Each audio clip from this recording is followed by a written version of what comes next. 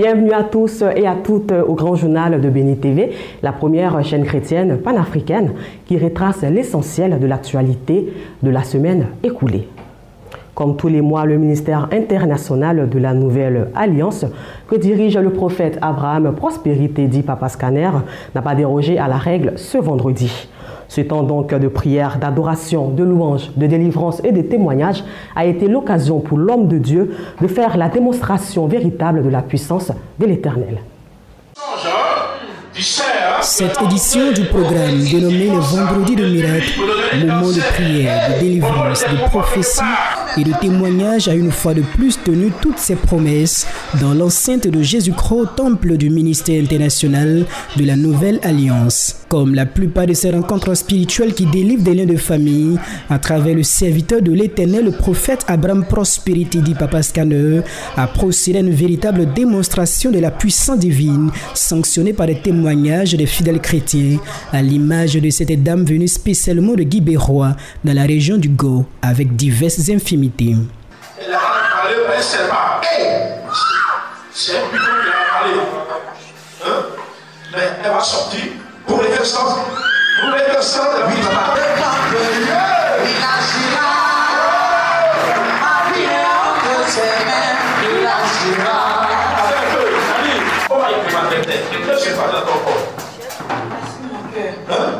Jette le venin sur mon cœur. Oh, venin. Jette dans mon cœur. Elle vient dans son cœur. Et puis m'attache. Ça fait sur mon rêve. Voilà. Et puis il garde les grossesses. Le serpent l'a attaché. Elle a mis le venin dans son cœur. Attaché ses rêves, dans le ventre, ici, dans le pied, le cou, tout, yeux, cheveux, tout ça. Dieu l'a enlevé la boue de ses serpents. Des exploits réalisés à travers le don reçu de l'Esprit Saint, Papa Scanner est parvenu à déloger l'esprit de mort qui avait élu domicile dans le corps de cette fidèle. Ils l'ont programmé. Aujourd'hui, Dieu de grâce va l'enlever là, sort dans le cercueil. Vous voyez ça? Ouais, devant tout le monde, Dieu va la ressusciter devant tout le monde. C'est le jour de sa résurrection aujourd'hui là. Ici, on avait déjà fini. Hein? On avait déjà fini. Sors de la porte, sors. Maintenant, sors de la porte, sors de la porte. Les vendredis de miracle sont des rencontres au cours desquelles les fondements des faux dieux sont renversés et brisés grâce au don de miracle du premier leader du ministère international de la Nouvelle Alliance MINA, le prophète Abraham Prospérité, dit Papa Scanner. La 6e édition du ministère d'intercession des femmes de valeur, en abrégé MIFEV, s'est tenue récemment dans la commune de Makori. Et elles ont été plusieurs centaines de femmes à avoir pris part à ce rassemblement dédié à la prière en faveur des foyers chrétiens. C'est plus de 300 femmes qui ont répondu présentes à l'appel pour cette 6e édition du ministère d'intercession des femmes de valeur MIFEV qui s'est tenue le samedi 6 octobre 2018 à Makori. À cet effet, elles ont été enseignées sur l'importance d'être une valeur ajoutée, une aide pour son homme selon Proverbe 31. Enseignement donné par la révérende Ila Moulaka, venue spécialement du Gabon pour l'occasion. Il y a des hommes qui ont même honte de marcher avec la femme. Parce que la femme, quand tu la regardes, toi-même tu viens dire que ma mère, qu'est-ce qu'il n'a pas marché? Sois une femme de valeur. La femme de valeur, c'est pas la bouche. Quand on te regarde côté prière, tu es une sentinelle. Il n'y a pas un esprit qui peut rentrer dans ta maison et puis tu n'as pas senti que... Quand on dit que voilà une femme travailleuse, tu es dedans. Une femme qui produit, tu es dedans. Une femme de valeur, c'est dans l'attitude, c'est dans le comportement. Ce sont les œuvres. Quelles sont tes œuvres?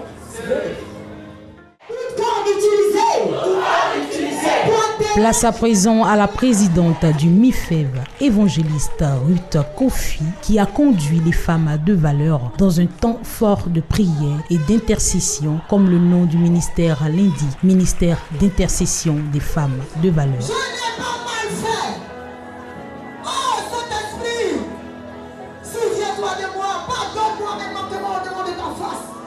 C'est parce que j'avais mal que j'ai agi de la sorte. Pour recommencer tout à zéro. Et chacune connaît son problème. C'est pas une question d'insulter le gars.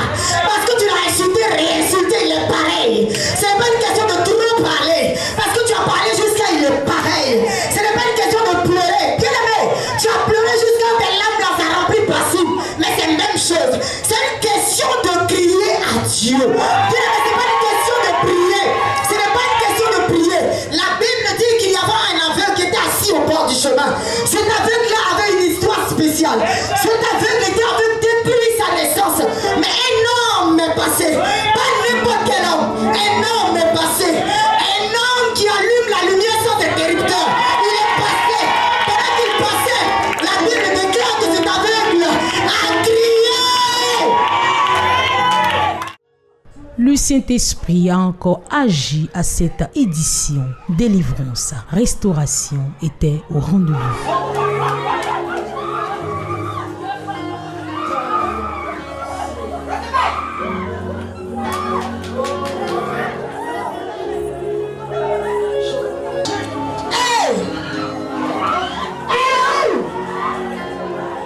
Femme, je t'invite, quand j'ai vu la main de Dieu restaurer des foyers, donner même des enfants, faire de grandes choses ce soir. Femme, viens et tu vas recevoir ton miracle. Waouh, vive le MIFEB. Que Dieu nous bénisse abondamment.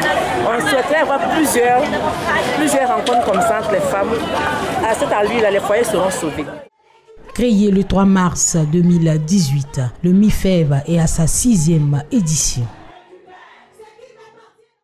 La commune de Yopougon était en effervescence ce week-end. En effet, le programme de l'église évangélique La Bénédiction, dénommé Tempête de prière, y a posé sa chair dans le somptueux cadre de l'hôtel Astoria Palace. Le révérend pasteur Samuel Monté, fondateur de cette église et de Béni TV, la première chaîne chrétienne panafricaine, y a édifié les cœurs à travers ses prêches, ses exhortations et délivrances. En attendant le reportage complet, voici pour vous une idée de l'ambiance qui y a régné.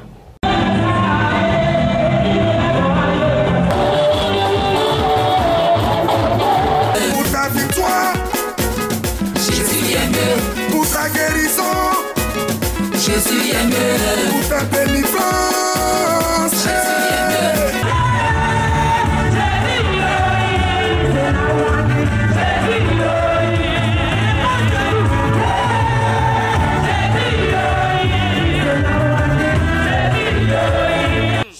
Came here. Il y a quelqu'un qui est venu ici. You are always afraid.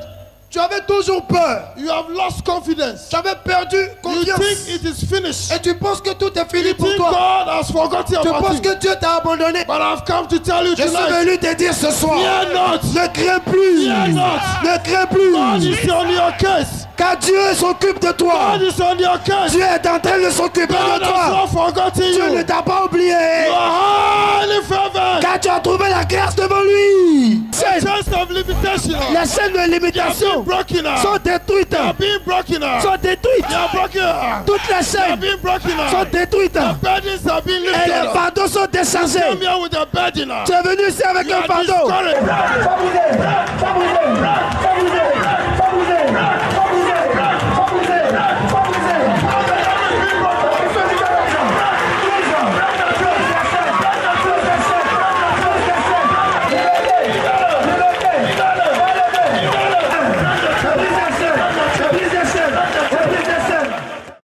Cap à présent sur la cité des Antilopes à Daloa pour parler de la première convention des femmes du secteur 1 de l'église évangélique des Assemblées de Dieu de la dite localité. Ce fut un véritable moment d'édification et de communion fraternelle pendant lequel les femmes ont été encouragées à être des imitatrices de la prophétesse Déborah afin d'impacter la société par leurs bonnes œuvres. Un reportage de Pierre-Éloi, notre correspondant dans la localité.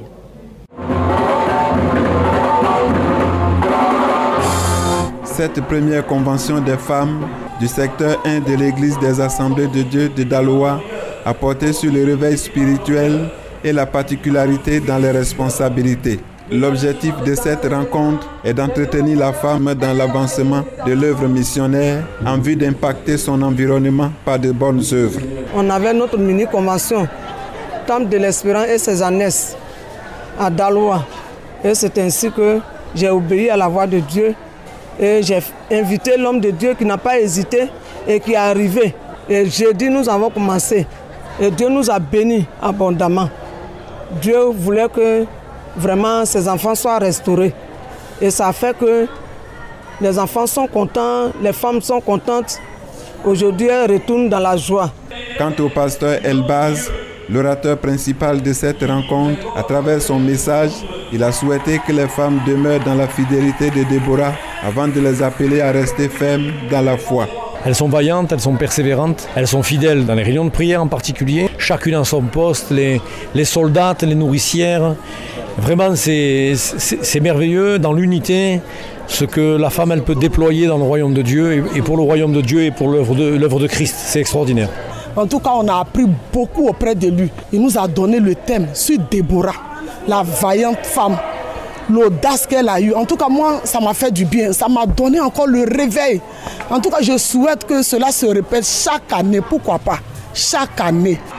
Danse, louange, intense moment de prière pour la Côte d'Ivoire et échange de présents entre l'orateur et les responsables des sous-groupes AOC ont marqué cette première rencontre qui a vu la participation de plusieurs femmes venues des 8 paroisses du secteur 1 des Assemblées de Dieu de Daloa.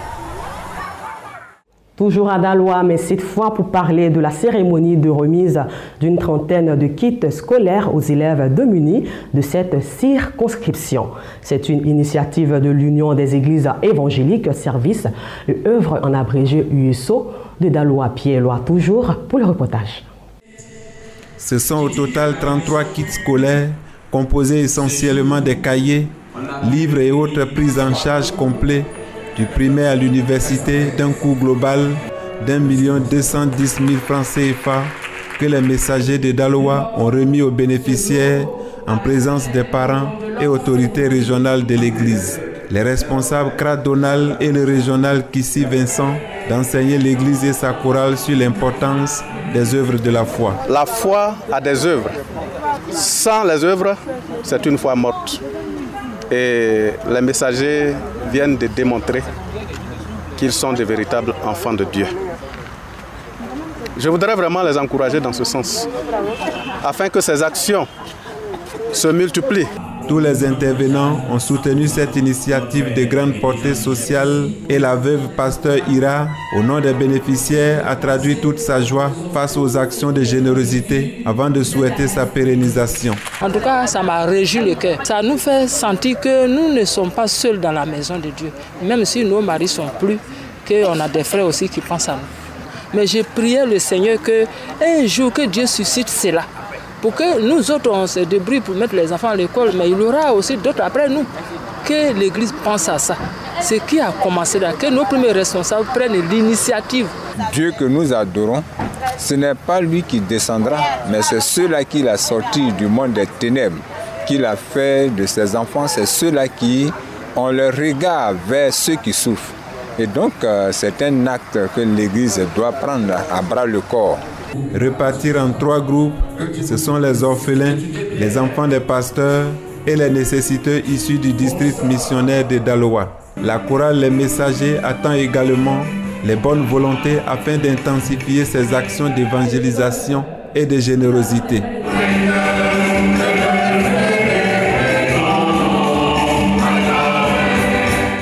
En société, la cérémonie de remise des travaux de rénovation des dortoirs de l'orphelinat national des filles du Grand Bassam par l'ambassade d'Israël s'est déroulée ce mardi au sein de l'établissement en présence d'une délégation de parlementaires de la Knesset, le Parlement israélien et les représentants du ministère de la Femme, de la Famille et de l'Enfant. Un reportage de Jean-Cyril Djebi et Adsin Armel. Façade embellie, des dortoirs entièrement réhabilités grâce aux bons soins de l'ambassade d'Israël en Côte d'Ivoire. Voilà le beau décor que présente désormais l'orphelinat national de filles de Grand Bassam à quelques encablures d'Abidjan dans le sud Comoé. À la faveur de la remise des travaux de rénovation de cette institution créée en mai 1972, l'ambassadeur d'Israël en Côte d'Ivoire, qu'accompagnait une importante délégation des membres de la Knesset, le Parlement israélien s'y est rendu pour célébrer l'événement. À la suite du représentant du maire qui a salué les hôtes et bienfaiteurs de l'institution, la directrice de l'orphelinat Silué Lonfo a dit toute sa reconnaissance pour cette marque de sympathie qui illustre aussi bien l'attachement du diplomate israélien pour un cadre de vie meilleur des pensionnaires. Excellence, Monsieur l'ambassadeur, qu'il me soit permis de vous rendre hommage et de vous dire notre reconnaissance pour votre engagement à nos côtés. Pour sa part, le diplomate de l'État hébreu, Dr Eli Bentura, n'a pas manqué d'indiquer que l'ambassade d'Israël n'est pas à sa première en œuvre sociale. Et pour cause, nous avons fait plusieurs activités, pas seulement ici, même à Boubo, même à Bédjirville. Ici, la dernière fois que nous étions ici, j'ai constaté que les bâtiments étaient dans une très mauvaise étape et nous avons offert de renouveler les bâtiments et de un peu donner les filles un bâtiment qui sera plus agréable. Il n'y a pas d'enfants qu'on peut délaisser, il n'y a pas d'enfants qui ne peuvent pas progresser. On peut, chez les enfants les plus faibles d'aujourd'hui, trouver les forces de demain. L'amélioration de la Côte d'Ivoire se fera par le fait que ces enfants seront meilleurs dans l'avenir et qu'ils ont les conditions pour s'améliorer. L'ambassade d'Israël a remis officiellement les dortoirs rénovés de l'orphelinat national de filles de Grand Bassam aux autorités de la dite localité qui ont exprimé leur satisfaction. Sentiment de joie, sentiment de bonheur partagé avec nos donateurs. Ainsi, nous disons bravo, félicitations à l'ambassade qui nous appuie. Rappelons que, il y a quelque temps de cela, l'ambassade d'Israël avait offert des ordinateurs à l'Union nationale des journalistes de Côte d'Ivoire. Un mot d'éducation à présent portant sur la rentrée scolaire 2018-2019 dans la région du Haut-Sassandra. À l'instar des élèves de Côte d'Ivoire, ceux d'Issia ont repris le chemin de l'école depuis le 10 septembre 2018. Un mois après, quelle est l'effectivité de cette reprise des cours? Notre reporter Pierre-Lois s'est rendu dans le département d'Issia où les retardataires font toujours la queue pour s'inscrire. Constatons-le ensemble. Les élèves de la cité du Zagoté Issia ont repris les chemins des établissements primaires comme secondaires au compte de cette rentrée scolaire 2018 et 2019. Ici au collège Sainte-Trinité d'Issia, les retardataires se bousculent vu la longueur du rang au guichet des inscriptions. Il y a au moins 3 enfants au collège, 2 au primaire. Il n'y a pas l'argent, le temps est dur. C'est maintenant, il y a eu un peu de moyens pour venir inscrire mon enfant. Mais il faudrait que cette année, force est de reconnaître que les choses vont lentement. Sur 2300 élèves que nous attendions, nous en serons pour le moment 1915 inscrits en ligne et 2458 inscrits physiquement. Malgré que nous ayons commencé les cours depuis le 10 pour permettre aux élèves de venir, ça traîne encore. Mais pour respecter l'ordre de la hiérarchie, nous avons effectivement commencé le cours. Pendant que d'autres parents attendent la commercialisation des produits agricoles, certains élèves sont déjà en classe et les cours ont véritablement commencé. Nous avons commencé les cours effectivement au niveau de notre établissement. On demande aux parents et aux élèves qui sont encore réticents de nous rejoindre car nous avons déjà débuté et nous déroulons les cours normalement. Vu les inscriptions encore à l'ordre du jour ici à Issia, le fabricant des tableaux, Emmanuel Eba, ne désespère donc pas. Il attend toujours les parents d'élèves pour évacuer ces tableaux. La Tiéké, un mets national qui a conquis le cœur de bon nombre d'Ivoiriens et même d'Africains au-delà de nos frontières ivoiriennes. Dans le cadre de notre dossier du mardi, la rédaction de Béni TV s'est intéressée aux différentes étapes de la fabrication du célèbre couscous ivoirien. Nadine Kofi. Produit à base de manioc, la tiéké est l'un des mets les plus emblématiques de la Côte d'Ivoire. Et pour cause, ce couscous traditionnel est prisé par tous les Ivoiriens, toutes classes sociales confondues. À Amputo, petite bourgade de la commune de Cocody, dans le district d'Abidjan, des femmes de l'ethnie Hatchan ont fait de la production d'atiéké leur activité principale. Elles fabriquent et commercialisent cette semoule de manioc à l'aide de techniques purement traditionnelles léguées par leurs parents. Car chez les Hatchan, l'art de faire de l'atiéké se transmet de mère en fille. À mes enfants, tous mes petits-fils, celle qui a tourné à Tégué, c'est ma petite-fille. Tu vois, dans tout le monde, là, ce sont mes petits-enfants. Lui, parce que c'est ma maman. Elle s'appelle Anne-Marie Diaby, elle ne vit plus. C'est moi qui ai pris sa place. Et maintenant, on est dessus. Et c'est une passion. Oui, on aime ça même. C'est quelque chose qui est venu, on peut dire que c'est resté dans la famille parce qu'on ne peut pas laisser. C'est votre oui, on ne peut pas laisser et on est dessus, ça s'en va. Juste à arrière, petits-enfants même peuvent prendre ça aussi. Okay. J'aime bien mon travail et j'ai aimé et je suis dessus. Pour ce qui est de la quantité, pour chaque production, tout est fonction des moyens disponibles pour l'achat des différents sacs de manioc. Voilà, c'est un bâché qu'on livre. Et souvent, c'est un sac qu'on prend à Djamé avec les Aoussa. Donc, vous pouvez prendre une dizaine de sacs comme ça? Oui, plus de... La semaine dernière, on a fait plus de 12 sacs. Voilà. Passé l'étape de l'achat du manioc, le manioc est découpé en morceaux, puis râpé et broyé. Après l'étape du broyage, c'est le pressage qui consiste à extraire toute l'eau contenue dans la pâte de manioc avant de la sécher pour obtenir une farine prête à être tamisée et débarrassée de toute impureté. On a plusieurs diamètres de tamis.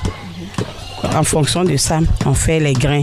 Agbogama, gros grains, petits grains et puis fin. Voilà. Mais quand on forme les grains, je précise que c'est au vent. Là, on enlève tout ce qui est fibre. Saleté, fibre dans le manioc à l'aide du vent. Dans le cas contraire, quand le jour, on sent pas qu'il y a...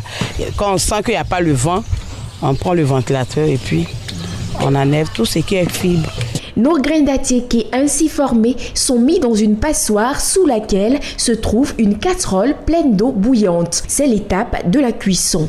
Une cuisson qui va durer une dizaine de minutes. Ces différentes étapes confèrent à l'atiéké toute son originalité. Une semoule qui a su s'imposer comme le mets le plus exporté de Côte d'Ivoire.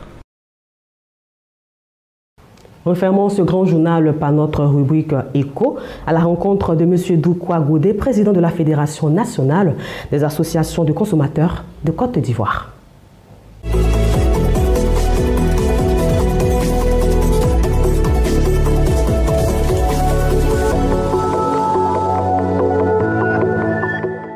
En même temps que nous avons nos droits, nous devons également connaître nos obligations. Donc c'est une journée très importante qui se passe dans presque tous les pays du monde pour rappeler aux politiques et à tous que le consommateur est un élément central. Depuis que vous êtes à la tête de la Fédération nationale des associations de consommateurs, en quoi avez-vous contribué à réduire la cherté de la vie dans notre pays? Nous avons parlé de la promotion des droits, parce que si nous voulons nous centrer de la cherté de la vie, ce serait une manière étriquée de parler des droits du consommateur. Il faut dire que la défense des droits du consommateur consiste à la protection des intérêts économiques, mais également de ses intérêts physiques et juridiques. Donc, si on parle de cherté de la vie, on se situe simplement dans la notion de cherté de la vie. De cherté de la vie, on se situe simplement dans tout ce qui consiste au plan économique. Mais disons-le, tout de go, nous avons contribué à beaucoup de choses, à l'amélioration, à la prise de conscience même du gouvernement de ce que le consommateur était au centre de tout ce qui était politique. Parce que quand nous parlons des consommateurs, il s'agit de tout le monde. Tout le monde est consommateur. Du plus haut cadre au citoyen lambda, on est tous des consommateurs à quelque niveau que ce soit. Donc, lutter efficacement pour les intérêts du consommateur, c'est lutter contre la pauvreté, c'est lutter contre l'amélioration de la vie des citoyens. À notre niveau, nous y avons contribué par la prise des tests auxquels nous avons contribué. Et le dernier test, c'est la loi qui porte Code de la consommation, qui en fait est un ensemble de dispositions qui protègent les intérêts économiques, physiques et juridiques du consommateur. Quel regard portez-vous sur l'évolution du panier de la ménagère en Côte d'Ivoire? L'évolution du panier du consommateur en Côte d'Ivoire, c'est désespérant. Je ne vous le fais pas dire, vous êtes une dame, et vous constatez que le marché devient de plus en plus cher, malheureusement. Et c'est une situation que nous déplorons. Pourtant, la Côte d'Ivoire est quand même l'un des pays où vous pouvez retrouver tout sur le marché. Mais une chose est que vous trouvez les produits sur le marché, mais il faut avoir les moyens d'y accéder. Si les produits sont là et que le consommateur, son pouvoir d'achat ne lui permet pas d'y accéder, c'est comme si on ne faisait rien. Donc nous déplorons cette situation. C'est pourquoi nous profitons de votre antenne pour lancer un appel à l'endroit des gouvernants, de telle sorte que, comme je le disais préalablement, que les tests qui sont pris, qui vont dans le sens de la protection des intérêts des consommateurs, que ces tests soient suivis d'effets. Cela suppose que des contrôles stricts soient menés pour faire respecter les dispositions de ces tests. Parce que ces tests, vous constatez que sont foulés aux pieds. Je vais vous donner un exemple. En même temps que la loi fait obligation, dit que les prix des biens et services en Côte d'Ivoire sont libres, on fait obligation de la publicité des prix à l'endroit du consommateur. Tout prix, le prix des biens et services vendus en Côte d'Ivoire doivent être publiés. C'est-à-dire, ça peut être par étiquetage, ça peut être par écriteau, ça peut être par affichage. C'est-à-dire qu'on doit afficher, pour parler vulgairement, on doit afficher les prix des biens et services qui sont donnés en Côte d'Ivoire. Mais vous constatez avec moi qu'en dehors des pharmacies, de certains supermarchés, personne n'affiche ces prix. Pourtant, cette disposition assure la transparence du marché. C'est ce qui vous permet de savoir que ce poste téléviseur de la même marque, de la même qualité que j'ai trouvé dans une boutique A, à tel prix, coûte moins cher dans une boutique B. Et ça permet au consommateur de faire son choix. Mais lorsque vous vous retrouvez sur un marché où les prix ne sont pas publiés, les prix ne sont pas affichés, pour que le consommateur puisse faire son choix librement, ça pose problème. En matière de transport, les prix pratiqués à Abidjan sont parfois plus élevés que le transport entre Abidjan et d'autres localités. Quel est votre constat? C'est l'une des plaies. Parce que ce que je peux dire, quand vous prenez les charges des ménages, surtout en Abidjan, le transport est très important, est l'un des postes les plus influents. Vous savez que pour aller aujourd'hui de Yopougon au plateau, ou bien de Yopougon à Cocody, c'est la croix et la bannière. Donc c'est très cher. Ce que nous disons, ce sont des coûts excessifs. Mais c'est fait pourquoi? Parce que c'est le désordre qui s'installe dans le secteur. Le secteur n'est pas suffisamment réglementé. Alors que pour les grandes agglomérations comme Abidjan, que ce soit à Paris, que ce soit à Abidjan, que ce soit à New York, vous verrez qu'il y a une politique de transport public qui fait même qu'on encourage les gens à utiliser de moins en moins leurs véhicules pour aller au travail. Donc il faut mettre un accent particulier sur le transport public pour ces grandes agglomérations. Ce qui suppose que très tôt, la Côte d'Ivoire a réfléchi pour mettre en place une société de transport urbain, qui est la SOTRA. Il est important de donner des moyens à cette société-là pour qu'elle puisse faire efficacement son travail. C'est vrai qu'il y a des projets de métro, il y a des projets de tramway, mais je pense que c'est dans cette vision-là qu'il faut partir d'abord. Parce que tant qu'on laissera le transport urbain au profit des privés, les prix seront excessifs. Parce qu'aujourd'hui, le privé, lui, il fait du bénéfice.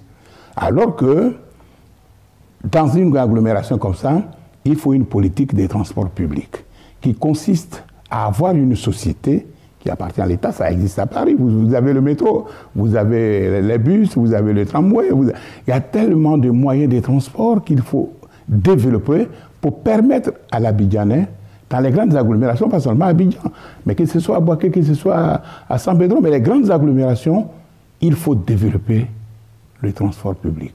Et ça, il revient à l'État de le faire.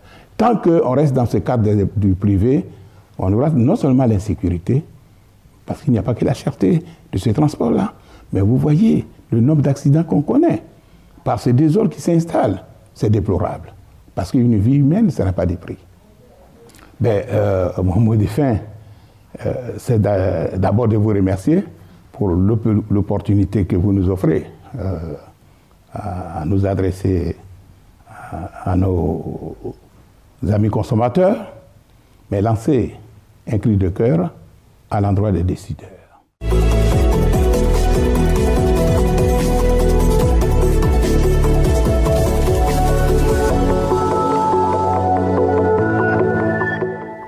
Encore merci de votre aimable attention à ce grand journal de la première chaîne chrétienne panafricaine, Béni TV, réalisé par Armel Hatsan et Jean-Baptiste Assi. Que la joie de notre Seigneur Jésus-Christ de Nazareth, le miséricordieux, soit notre force en tout temps et en toutes circonstances. Nos programmes se poursuivent sur Béni TV, Béni TV+, et les www.béni.tv.